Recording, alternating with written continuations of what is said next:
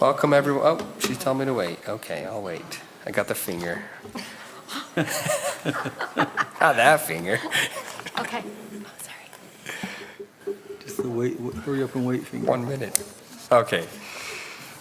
Welcome, everyone. The hour being 5:30 p.m. on Wednesday, May 1st, 2024. The Tooele City Council is meeting in a work meeting being held in the Tooele City Hall Council Chambers located at 90 North Main Street in Tooele, Utah. This is also being broadcast on the Tooele City YouTube channel. Our second item is a roll call. Councilwoman Gochis. Present. Councilman Hanson. Present. Councilman McCall. Present. I'm Councilman Brady. I'm also present. We'll move on to item 3, which is the mayor's report. Thank you, Chairman. Just got a couple of items for you this evening. The first is, I just wanted to give some kudos to our Parks Department. They have put together a special little bag, welcome to Tooele bag, basically. And included in the bag is a letter from myself welcoming people to Tooele. And then we've got some swim passes, all kinds of information, not only about our parks, but our city and who to call for what. So it's really kind of a great packet of information. And these are now being distributed through the finance department when residents move here and relocate to a new home here. And it's just a way for us to really promote what we're doing in our city. And they really put a lot of effort into this, and I appreciate those efforts. The other item that I wanted to share with you tonight, this is kind of exciting. Almost 4 years ago, Tooele City was approached by a filmmaker and wanted to do a movie here, film a movie here in our city. They needed a courtroom scene, so we allowed them to use this room here at City Hall. And then they also needed police cars and police officers. And so there were many, many members of this community who contributed to that movie. And then everything went silent. We didn't know what had happened, if it ever came out. I did finally contact the director and the producer of the film. He had entered it in many film award places. It won a lot of awards. And then he sold it to a company waiting for them to distribute it. And I just said, can we at least get a DVD? And he said, no, not until they release it or do something with it. So I found out that the producer who made the movie was moving from Tooele. And so I was just on his Facebook page to wish him well as he moved on. And there was some information there that led me to YouTube. I found the movie. It is on YouTube. It is free. Anyone can watch it. But I want you to see the 2-minute trailer for the movie. It's called Forgotten.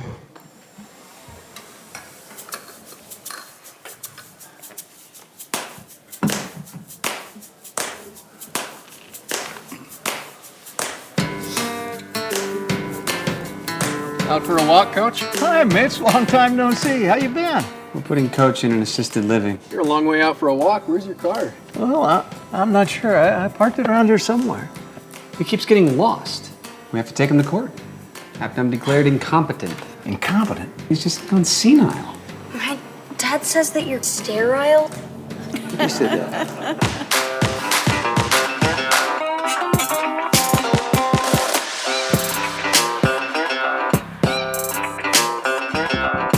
You been going to that skate park? If I catch you over there, you're gonna be grounded for months. He's been using it on the driveway and the sidewalk. Right, RJ? The guy that just showed up is my grandpa. Hey, guys, is that as hard as it looks?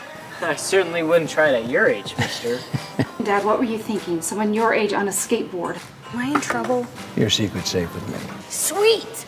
I'm fine. Really, I'm fine. No, you're not. Do you ever think about running away? Sometimes I wish I could just run so I didn't have to hear my dad yell at me. What have you been up to? You don't get your butt back here right now. A yelling dad is better than an uncle and cousins who hate you. You work for me now. Got that? Answer me! What's your name? I don't know. Rather questionable activity for a man his age. How many fingers do you see? I don't know. We're just trying to get him in an assisted living so that nothing serious happens to him. Don't you know anything?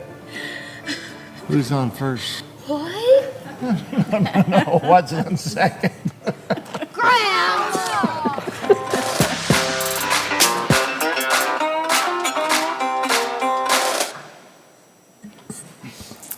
The When I movie found out what is these an symbols really excellent mean. family movie. They talk about Tooele. As you watch it, you can see and recognize homes here, the streets. It is just really fun to watch, and several of the staff and members of our community got to be in the movie. So watch out for who's sitting in the background and who's doing what, and then don't forget to read the credits at the end, so you'll know everybody that you missed, and then watch it again. It's a great, great movie, so it's fun. That's all I have tonight. Thanks. Thanks, Mayor. That was great. We'll move on to our council members' report. We'll start with Councilwoman Goches. Thank you, Mayor. That was fun to see that little trailer. And yes, I am one of the extras that was in the movie, and it was really a lot of fun, along with my grandchildren. As my council report, on April 11th, I was able to attend the Tooele City Police Awards banquet. It was an amazing banquet to go to in recognition for our officers who put their lives on the line for the safety of the community. They had a video that showed some of the dangerous encounters that they had, and I was actually shaking when I watched it, but so proud of them and appreciate what they do to sacrifice in our behalf. On April 11th, I traveled to St. George. I attended the Healthy Communities Roadshow. This is a designation that cities can obtain and something that I think that we can work towards. There's more information to come, and it was a pleasure to attend. I also attended the Utah League of Cities and Towns Mid-Year Conference on the 18th and 19th, and as council members who attended, we attended different breakout sessions so that we'd be able to obtain as much information and share it with each other as we could. It was very beneficial. On the 20th, I attended the Utah State University graduation commencement that was held at Tooele High School, and it was a pleasure to be there representing the city and to see those who have achieved bachelor's degrees, master's degrees, and doctoral degrees. We have a wonderful opportunity for education in Tooele City. I also attended a pre-development meeting today, and that concludes my report. Thank you. Councilman Hanson? Well, I've been gone most of the time. I left the 8th of April, and I really got back yesterday, so I was here a couple days between, but I can tell you one thing. I drove from here to Pennsylvania to Florida and all the way back, and a few more places. I went to Denver yesterday or Monday, and I think I like Tooele City. I think I'm going to stay here and live. There are lots of wonderful things out there, and there are things that I would like that were fun to visit and to see and whatever, but me and my wife were driving. It's like, I think we want to live where we live. We're happy here, and it's a good place to live. So that's my report. Thanks. Councilman McCall? I also attended the Utah League of Cities and Towns. We rescheduled the animal shelter meeting that I had. And I didn't miss it. I thought we did, and so I missed that one. I also attended a really great pre-development meeting last week. That was really, really, really, really, really good. Can't wait to see the outcome of that one. That's it. Great. Thank you. All right, I attended many of the things the other council members did, the Utah League of Cities and Towns. It was a great conference, learned a lot of great things that I hope we can implement in our community. The police banquet, as Melody said, was excellent. I attended the Council on Aging. During that meeting, they shared some information about, I guess, struggles you could say that we have in our community.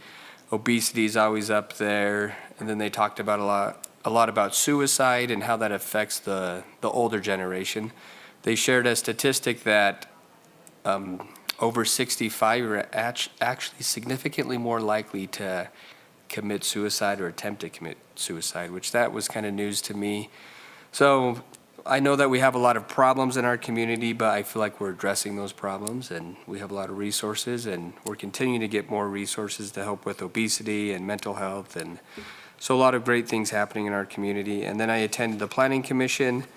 It was a very short meeting. Nothing really to report back from that. And that concludes my report.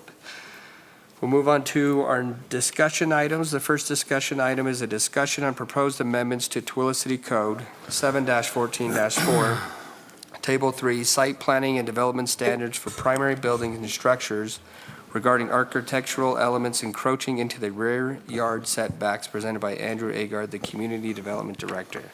Thank you, Chairman. Members of the City Council, I appreciate this opportunity to present yet another code fix to you today.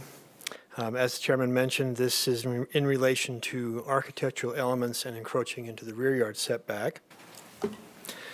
So current ordinance requirements for rear yard setbacks are established by the code, and they vary by the individual zoning districts.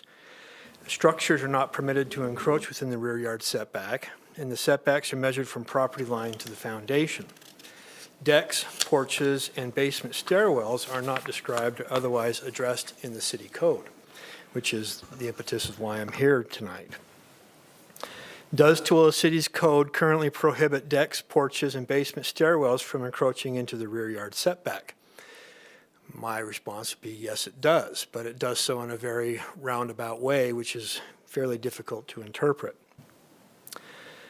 And it comes down to the definition of a structure as found in Tooele City Code 7-1-5, which is a combination of materials to form a construction for use installed on, above, or below the surface of land and water, including a walled and roofed building.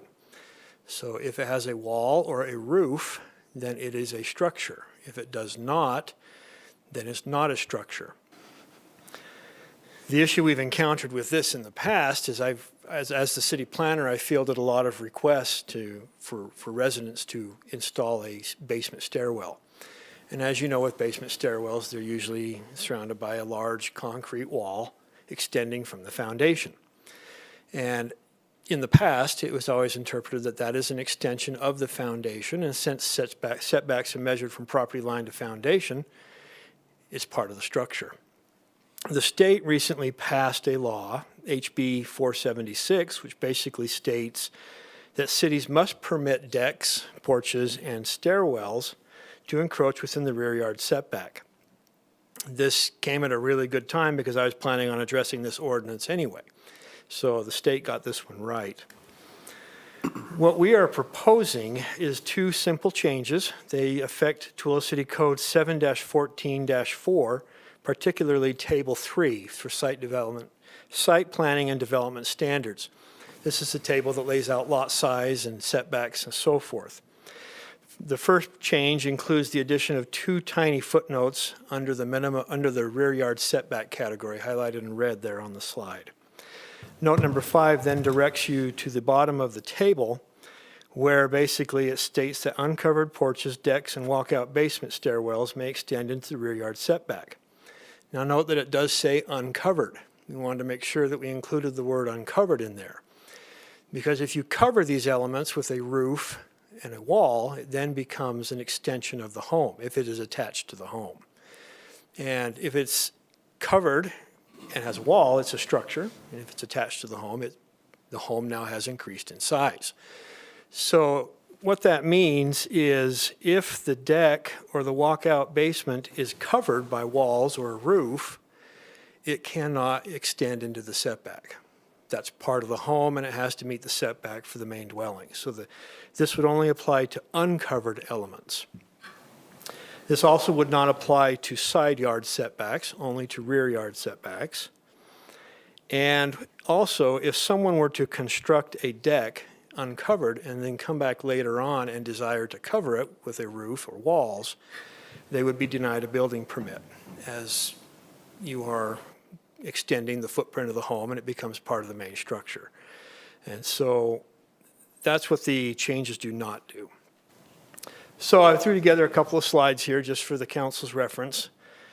On the left shows a deck that's uncovered. This would be permissible in the rear yard setback. You'll notice that on the right, the deck has a roof and has two columns supporting it. It is also attached to the home. That would become an extension of the home, would not be permissible within the rear yard setback. This is a porch. It's just a block porch. It's not covered. That would be permissible.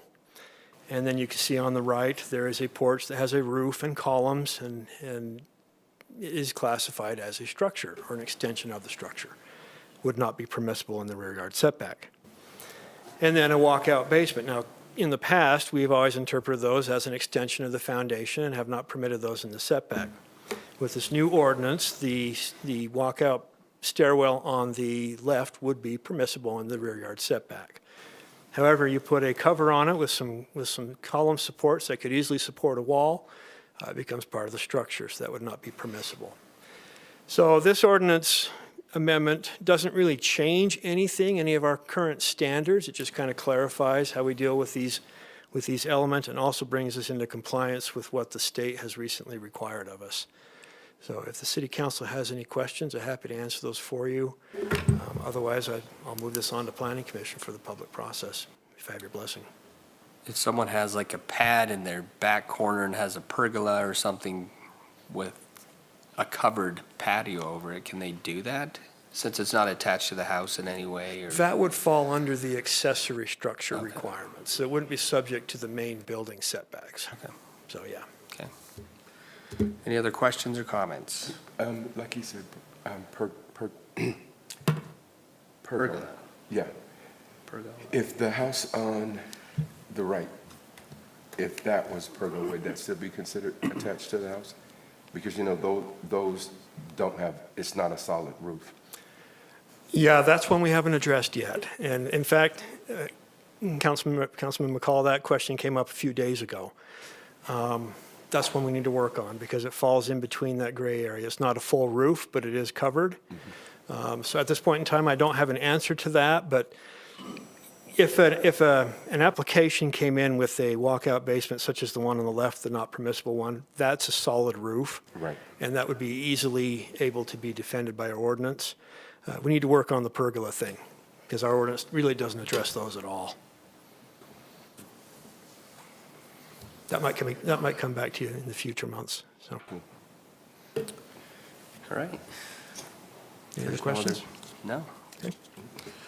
We'll move on to our next discussion item, which is a discussion on proposed amendments to Tooele City Code 7-14-6, accessory structures requirements regarding where an accessory structure is permitted, firewall ratings adjacent to property lines exceeding minimum building height, exceeding 8% accessory building lot coverage, and prohibiting metal shipping containers as storage sheds in residential zones, presented by Andrew Agard. So in similar fashion to the previous one, this is not an ordinance amendment that really changes any of our standards, but more or less just clarifies things and makes things a little easier to understand for both the general public as well as for staff who's reviewing the plans when these types of applications come in. We're all familiar with accessory structures. They can vary in size, shape, color, materials, and uses. Anywhere from an animal barn to a large tractor shed to a greenhouse to an accessory dwelling unit. Sometimes they don't always look that pleasing, but they are nonetheless accessory structures.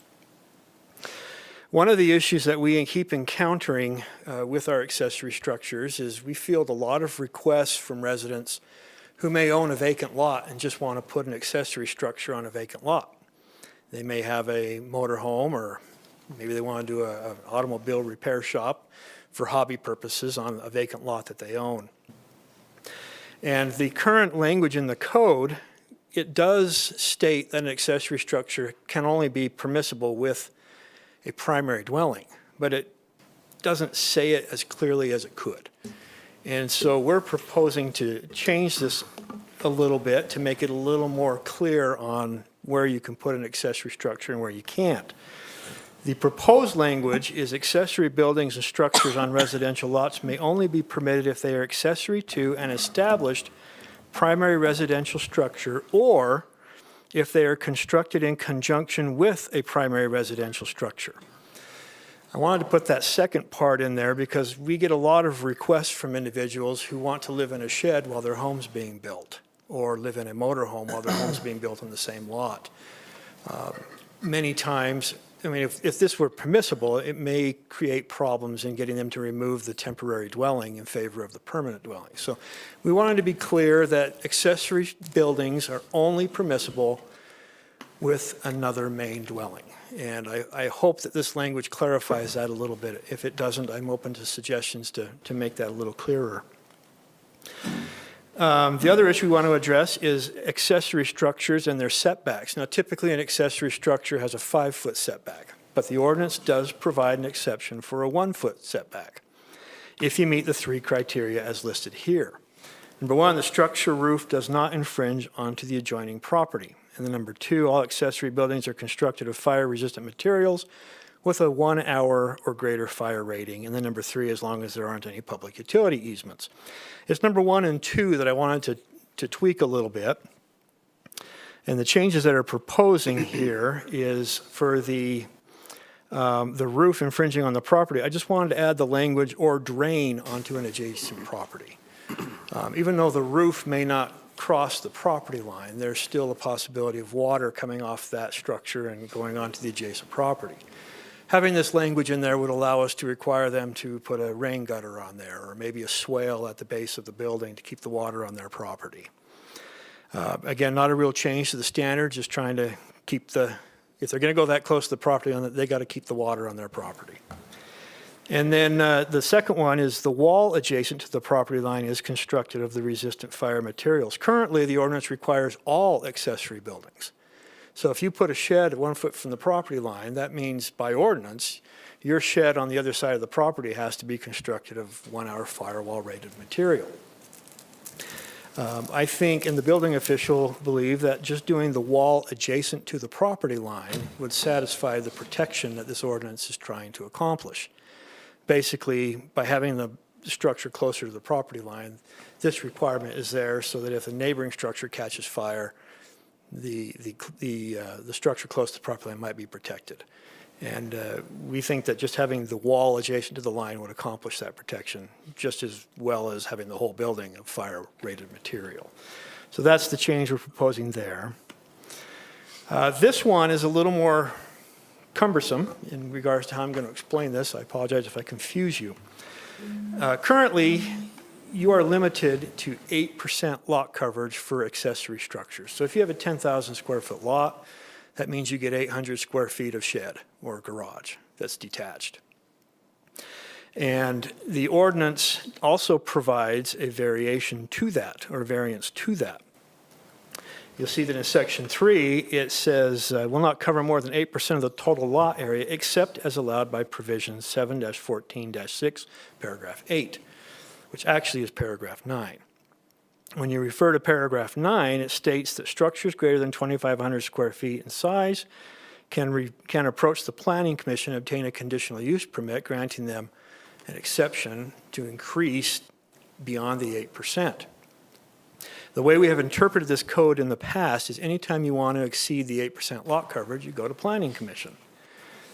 We feel that that has been a fair interpretation because not all lots can accommodate a 2,500 square foot building, especially if you have a smaller lot. And this ordinance does benefit property owners with smaller lots who want to build a slightly larger structure. So the changes we're proposing for this one is to just change the 8 to the 9, and then just adding some language to paragraph 9 that says, which exceeds the 8% lot coverage restriction for buildings. So we're putting that into the paragraph there for the exceptions. If you want to get an exception to the 8%, go to Planning Commission and they'll do a public hearing and determine if it's appropriate. And I also wanted to add some language in regards to how we actually measure building height. Most often people believe it's to the roof peak, and it's actually to the midpoint between the eave and the pitch. Again, that's not a new standard. That's defined in our definitions section. And then to shipping containers. We were all familiar with these lovely items. They can be pretty nasty looking. They're definitely an industrial type of structure or industrial type of box. As you can see on the slide, when they're new, they look okay, but they still have an industrial appearance to them. We field numerous requests in the Community Development Office for using these as storage sheds. And it often results in a fairly substantial debate between staff and the person who wants to use these in regards to why they are not permitted. So the question is, are shipping containers currently permitted in Tooele City as accessory structures? They are not. So this is not a change to our current standards, it's just a clarification to make life a little easier for everybody involved. And again, it goes back to the pesky little definition of a structure.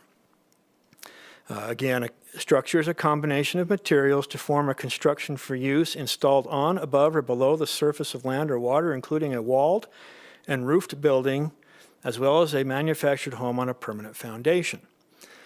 So often when we get these requests, I don't know if this current city planner has dealt with these, but I dealt with these quite a bit.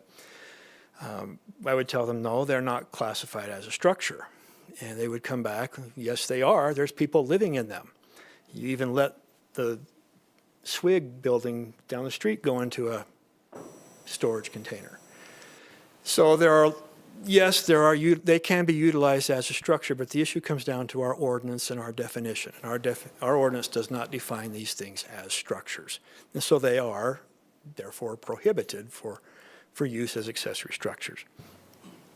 What we are proposing is just the addition of paragraph number 10, which puts all this debate to bed and basically just states metal shipping containers and other similar containers are prohibited as accessory storage structures in all residential zoning districts. This makes staff's life easier and I think is better for the public in that they can see what's permitted and what's not. So that's the proposed changes for the accessory structures ordinance. If you have any questions, I'd be happy to answer them. If you have any proposed changes, I'm definitely open to your suggestions and would like to move it forward. So what can we do if someone has a shipping container in their yard now? It already wasn't permitted, Yeah. but how do we get them to move it? That would be an issue that code enforcement needs to take up and get them to remove it. It would end up, either they move it or they face the penalties behind it. Okay. But they wouldn't be grandfathered? Nope. Oh, because it's already illegal. They're already Right, prohibited. right. Yep. But I do have a question, not necessarily about accessories. A lot of people now in different cities, I don't think anyone's done it in Tooele, build a home out of these containers. Would that be permissible in our code? Under our current ordinances, it is not. We would have to tweak our, again, it comes down to that structures definition. We would have to tweak that definition to permit those. You know, I've gone to planning conferences and I've seen how they build these things out of homes and it's pretty cool. Yeah. But they do have an industrial look. I mean, it doesn't matter how much you paint them or put True. flowers on the side of them. They look like true. shipping containers. So it really will come down to if the council wants that in the city and we'll need to change the ordinances to permit them. Now, did you go to Backway to the conference center in St. George? Because they're building some down there. I did, I saw that building, yeah. I think there's one in Salt Lake. It's like a tall building that is built with shipping containers. I think they use them. I think they use them in the gateway too. There's some housing in the gateway that has them. I was just asking. I'm sorry. I'm good. Okay, any Any other other questions? questions or comments? Okay. Okay. Thank you for your time. I appreciate it. Thank you, appreciate it. All right, our next discussion item is a discussion regarding Compass Point land use and zoning map amendment presented by Jared Hall, the city planner / zoning administrator.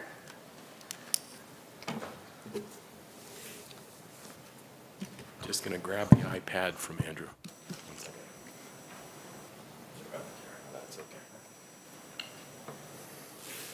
He wanted to keep it all night, talk about this too. So this is, glad to be here with you tonight, first of all, thank you. And this is a request we're currently fielding from Perry Homes.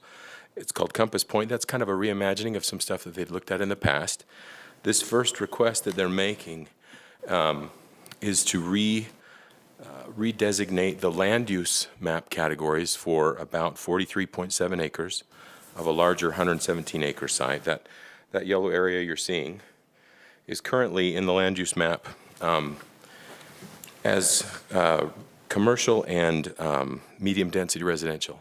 This request has two components. So they would like to redesignate that from those two designations to high-density residential, and that would be in support of a subsequent zone change from general commercial on this property, on these, there's actually several properties they're proposing there, from general commercial to MR20, which is multifamily residential, 20 units per acre.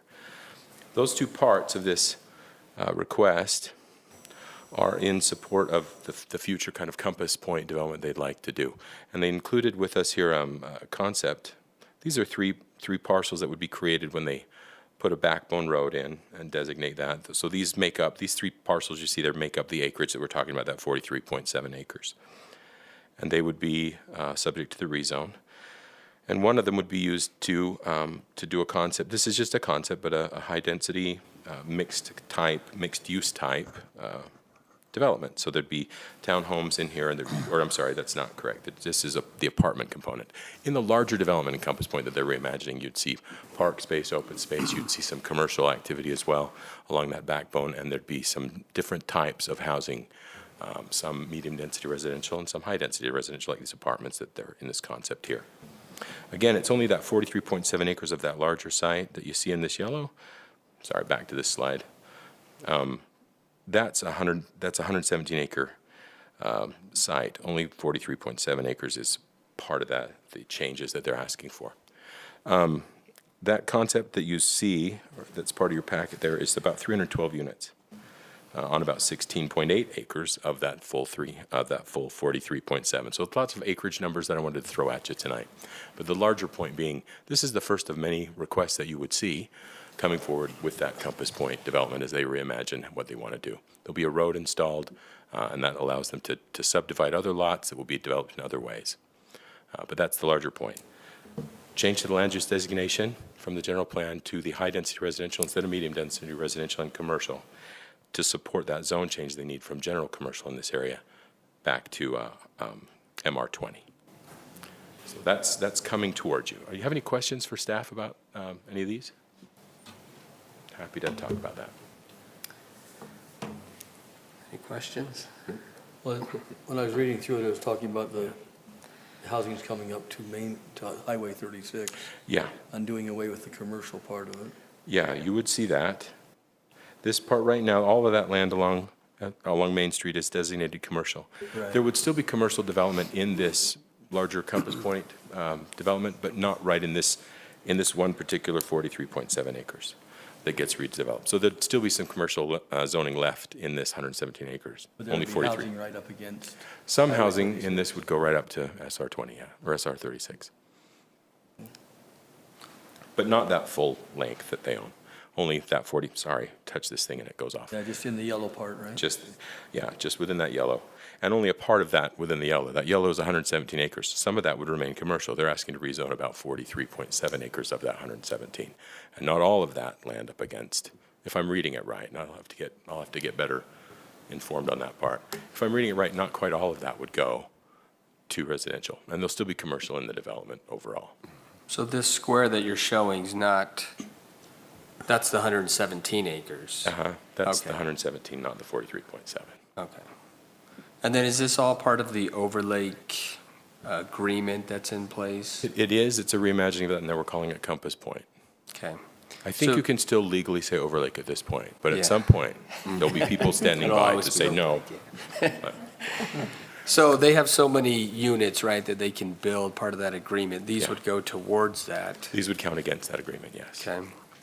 And then I'm not a huge fan of getting rid of general commercial Right. for high density, so I don't know that I support this just from the early concepts, right? Yeah. Sure.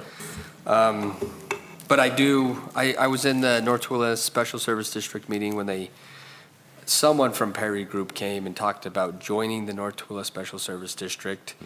I think it would benefit that district if there was more commercial property in that district, and that can be part of the district, right? You can have a commercial component as part of the district, and I think that would actually be more beneficial for that area of town.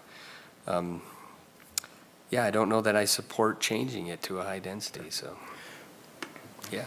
Understood. Any other comments? Well, I kind of agree with you, but I think the commercial component of this would be really good. I don't disagree with that.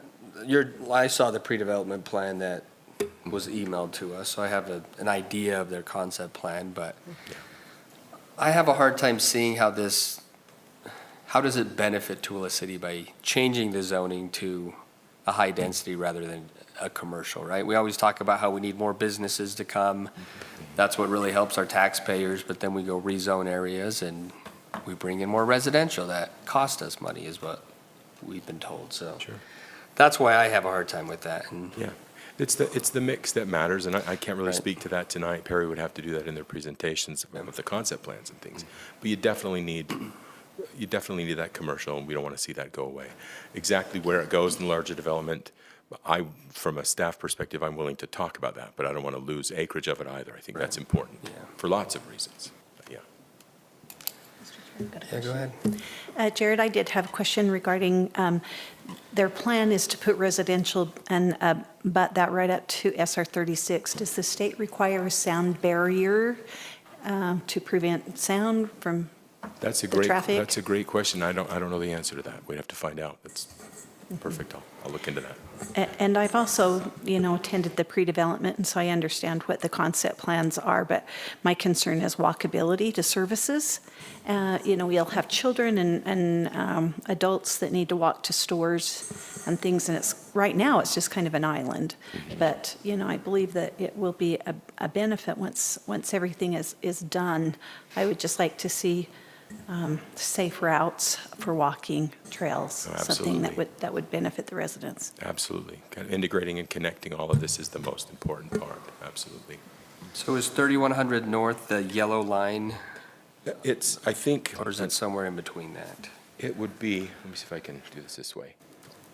I believe that this right here would represent where 3100 North would start to come down. Mr. Swain is here tonight, Yeah. and he could address this if you would allow him to speak. There you are, right there. Hey, hi, Matt. Good to see you. Yeah.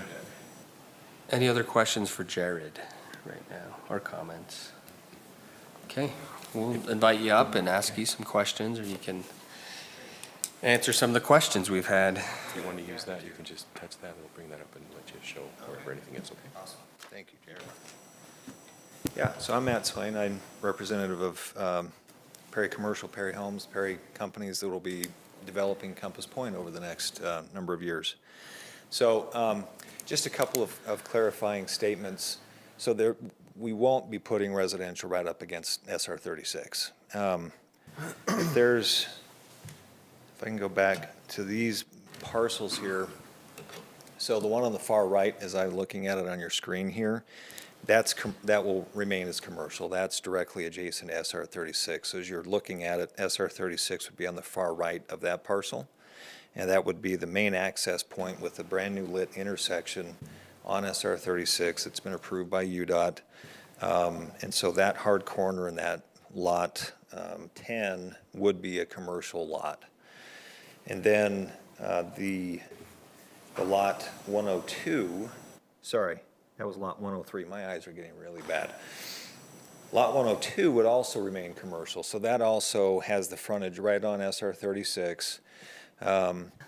We've done some really cool renderings. We're excited to kind of show that on a larger scale and show kind of what the interface of these two parcels are with SR 36 and the larger project. But that will essentially be a gateway, a commercial gateway into Compass Point. And then lot number 101 will be the multifamily lot, which will be offset of SR 36. And then, not being shown here and not discussed tonight, there's a larger 60-acre parcel that's being master planned as a part of another commercial component of the larger Compass Point master plan community. Because we agree, there needs to be substantial walkability, substantial commercial amenities for the residents that will be moving in there. And there needs to be a reasonable proration of land uses between commercial and residential. And not being too heavy on one side or the other, because that's just how communities function. There's just a proper ratio there. So anyway, does that help clarify maybe some things or questions that you might have? I'm happy to answer any other questions you may have. So the larger plan going farther west is like, because you have apartments on Lot 1, Yeah, then transitioning to townhouses or That's correct. single-family houses? yep. And then there's a variety of density of residential as you move closer to the golf course. Yeah. All right, any other questions, comments? Okay. Okay, thank you. for your time. Council, I did just want to make a comment that, we've been working with Matt for quite some time, and I see exactly what we learn at all these conferences about these walkable communities that you just talked about, was that instead of having to drive to the store, or drive where you're going to go, it's in a community, so the residential is close to where the commercial is. And there's a lot of those ideas in the plans that are coming, and I'm looking forward to all of that commercial property that's coming. So Matt, I have another question for you. bet. Is the plan still to join the North Tooele Special Service District? Yeah, absolutely. Okay. So we're still working on how we'll do that, if it's in phases as we bring projects through the city. But we are in complete alignment with the Special Servicing District. We see that there's value on both sides, both to them and us. And we plan on bringing the entirety of Compass Point into that Special Servicing District. Okay. Yeah. Yeah, I live down in that area, so it's really nice to have those trees when you drive down. It really Totally. makes a big difference, and Yeah. walkability is great. I love that idea, so. Yeah.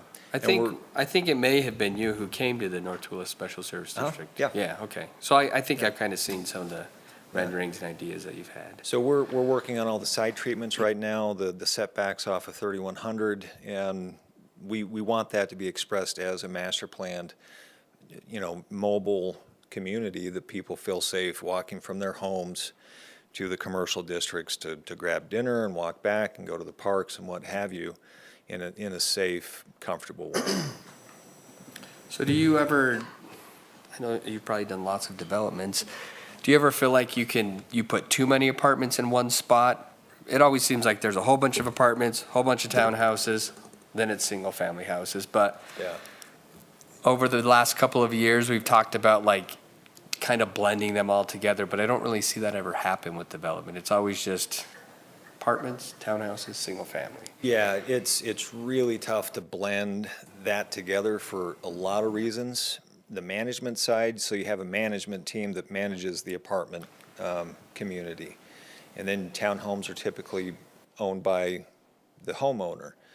And it's for a variety of reasons, financing, land use, ownership, long-term ownership. There's a lot of complications that would not allow that to happen, which is why you kind of see it very similar in every city you go to. Right. Okay. All right, any other questions? Can I just make a comment? Yeah, please. Just a comment that I brought up at pre-development is that I do represent the residents, and there are a lot of families that will live in this area, and I'm hoping to be able to see some organized recreation for the kids. I know that our kids are doing too many video games, and they're getting digital dementia, that they need to get outside and they need to have organized sports. So I'm kind of hoping that maybe we could have a dialogue regarding providing some amenities for kids, not just open space, but some things for organized sports. So Yeah, that's no, just my absolutely. comment. We see that as a valuable component to our neighborhoods and communities. And we've had some pretty detailed conversations with staff about participating with Tooele City about some land use, some parks, dedicating property and coordinating and bringing some park amenities to Compass Point. Thank you. And 3100 North will be a full access light, right? It's not like a right in, right out. Full access. They'll be able to turn left onto SR 36. That's correct. North, I should say, not left. Yep. Left in my mind. Yeah, full access. Okay. All right. Thank you. Okay, thank you. Roger has a comment. It just occurred to me, Council, that this may be a good opportunity also to begin discussing commercial standards for the district. The district really has not included commercial properties of any real substance compared to the residential developments. And to have a district standard, we may want to begin that discussion. Okay. All right, thank you. Okay, that's our last discussion item. We do not have a closed meeting tonight. So our next item is to adjourn. It's 6:15 and we're adjourned from our work meeting.